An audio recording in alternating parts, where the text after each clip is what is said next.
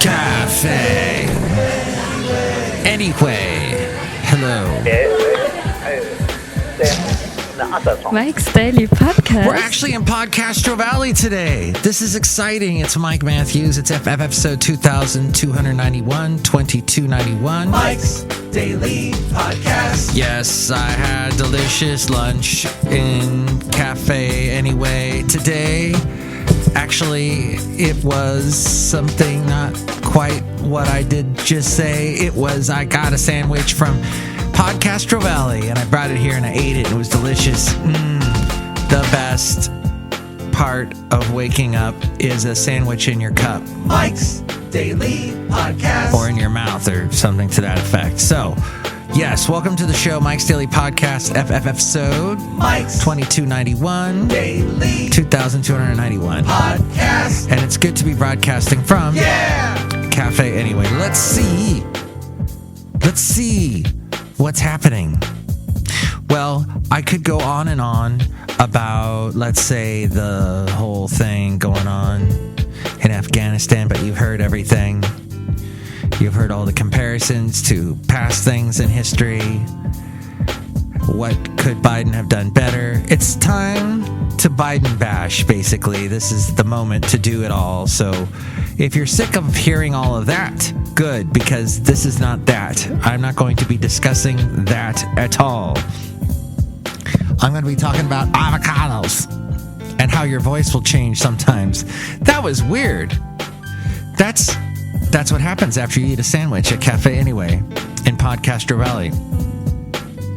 Now, you might be asking yourself, Mike, what's this all I'm hearing about avocado, and why are you so far away from the microphone? Now you're back in front of the microphone. That's a very good question. It was a long question, but nothing that this guy can't handle answering. Avocados provide superior fat and protein, which plant-based eaters can appreciate.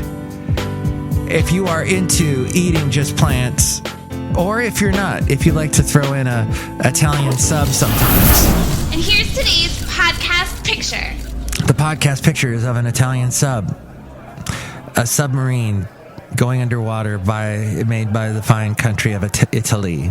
No, it is actually of a wonderful sunset, not in Podcastro Valley, though, in Podcastro Valley, Mont. See it at MikesDailyPodcast.com. It's a picture from last week.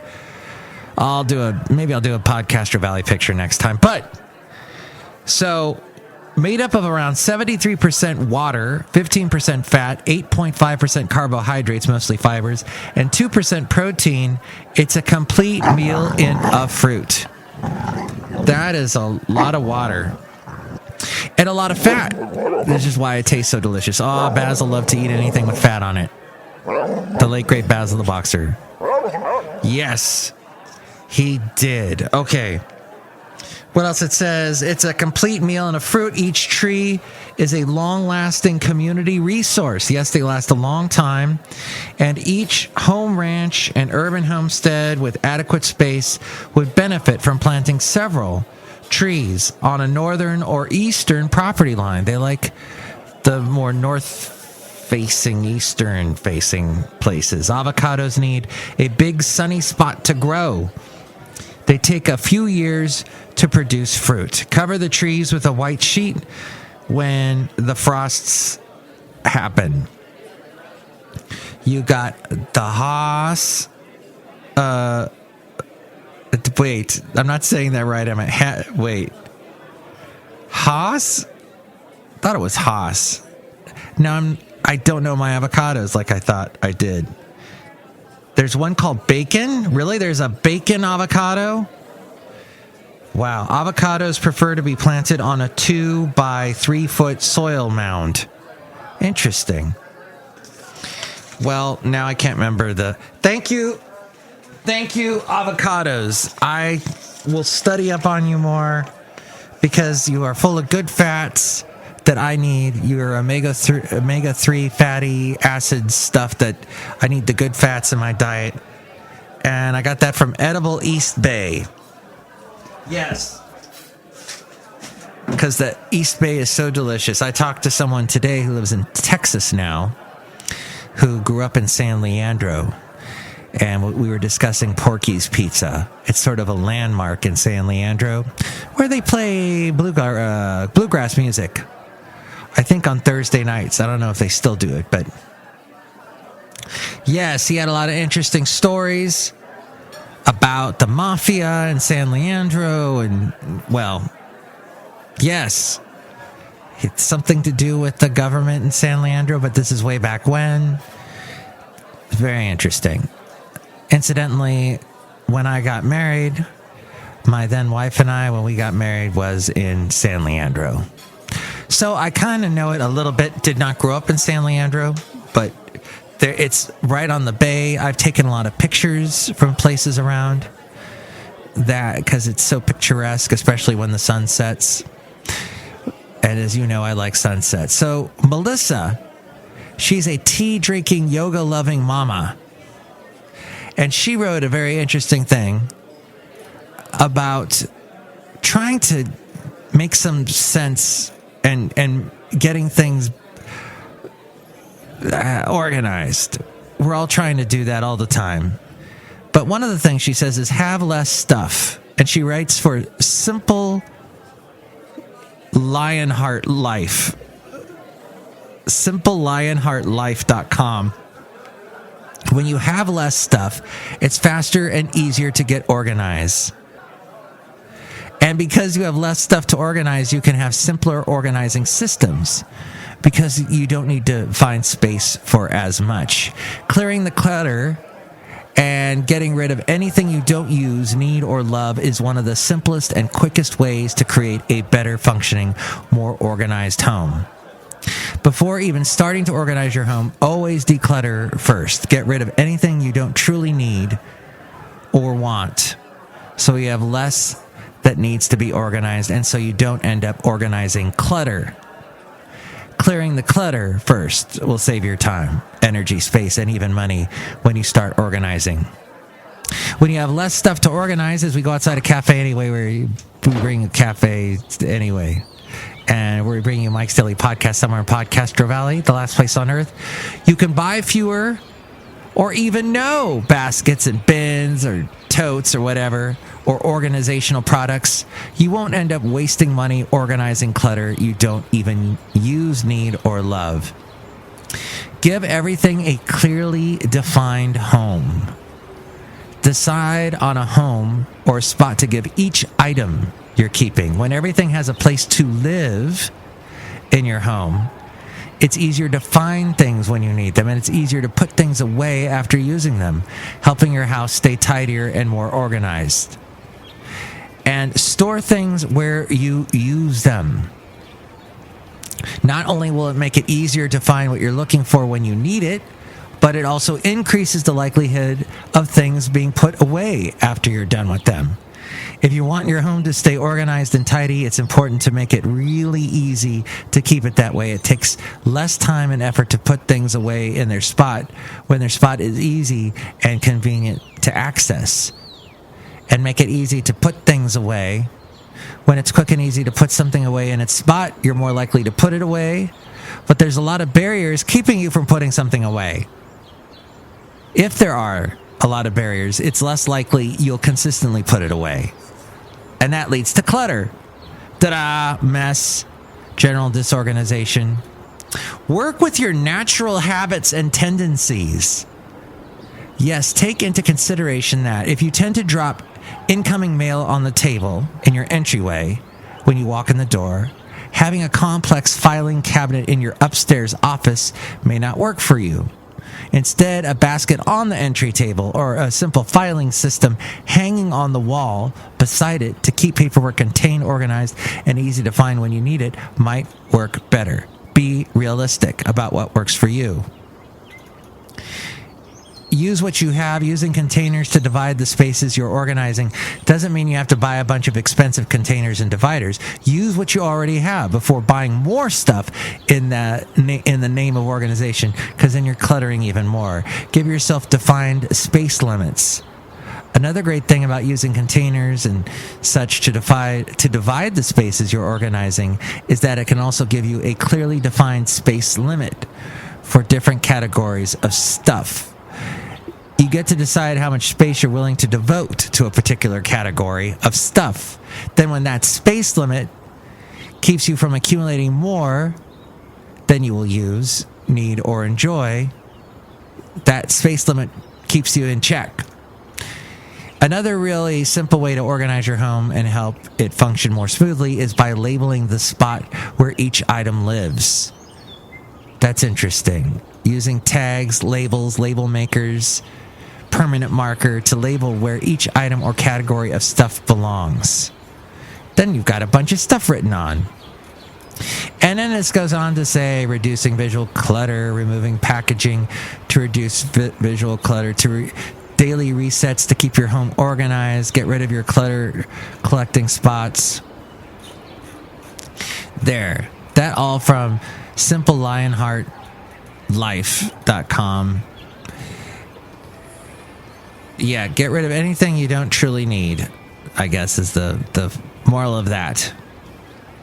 And there's if containers and bins you're buying to get organized end up holding and hiding clutter, they aren't helping to simplify your home or your life. They're just giving you more places to hide clutter. One of the things that happens when I'm trying to do all this organizing and cleaning is I start to sneeze. Do you happen to sneeze when you're cleaning? No! Oh, well, you must have an amazing nose. Or be wearing a mask. Hay fever or allergic rhinitis? Ah, that's what causes sneezing, stuffy nose, runny nose, watery eyes, and itching of the nose, eyes, or roof of the mouth. Over 19 million Americans in 2013 were diagnosed with hay fever. Seasonal allergic rhinitis occurs in the spring, summer, and or early fall and is caused by pollen from trees, grasses, or woods, or weeds, or mold spores. Perennial or year-round allergic rhinitis is generally due to sensitivity to house dust mites, animal dander, cockroaches, and or mold spores. You can get a prescription and over-the-counter nasal corticosteroid. Let me try that again. Corticosteroid. Those sprays help prevent and treat nasal inflammation, itching, and runny nose. Often a first treatment, they are considered safe and can be used long-term by most people. Odd smells or tastes and most irritation may occur with use. And there are side effects, but they're rare. Prescription and over-the-counter antihistamines block histamine, which is released in an allergic reaction. They can help reduce itching, sneezing, and runny nose, but have less of an effect on stuffy nose. Antihistamines may cause dry mouth, drowsiness, blurred vision, difficulty using the bathroom. Prescription and over-the-counter decongestants mainly help relieve stuffy nose. Oral decongestants can cause increased blood pressure. Ooh, that's not good. Insomnia, irritability, and headache. Don't use a decongestant nasal spray for more than 2 or 3 days at a time, because it can cause worsening or rebound congestion. Other anti-allergy medicines include, cromolyn, leukotriene modifiers, nasal ipratropium, and for severe symptoms, oral corticosteroids. Immunotherapy, that's the allergy shot, that can decrease symptoms and provides an alternative to medicines. There's also allergy tablets, consult your nasal irrigation, sinus rinse, allergy tablets. Yes, consult your doctor for more, but reduce exposure to the allergens with a few steps. Close your windows or stay indoors on dry, windy days. Wear a pollen mask when outside. Well, we're already all wearing masks at this point. Well, most of us, some of us are, depending on where you are. Avoiding going outside in the early morning, as that's when the pollen counts are at their peak. Check daily for pollen forecasts and levels And a dehumidifier, or air conditioning can help reduce the risk of dust mites. Hey, we're outside a cafe anyway, somewhere in Podcastro Valley. Look who's here right now. Hello, Mike Matthews. It's Chely Shoehart, good chef supervisor. That was really great hearing all about dust mites. Yes, dust mites. Wonderful. Look who else is here. Hello, Mike. This is Floyd the Floorman. And this is John Deere, the engineer. Mike, I think the whole thing about allergies is that, Oh, it looks like you have allergies right now. There's this itchiness in my face. My face is itchy. I just want to itch my face. You want to scratch your face because it's itchy. You don't want to Never mind. Next show, it'll be the wonderful Benita, the Disgruntled Fiddle Player, and the Brewmaster. What do you think about anything that we covered today? 336mm daily, 3 plus 3 equals 6. MM as in Mike Matthews, daily as in what this podcast has been for a while. We sometimes get interrupted, but we haven't lately, so that's good. And with more on where to chime in, here is A-Frame, who, by the way, is about to have her baby.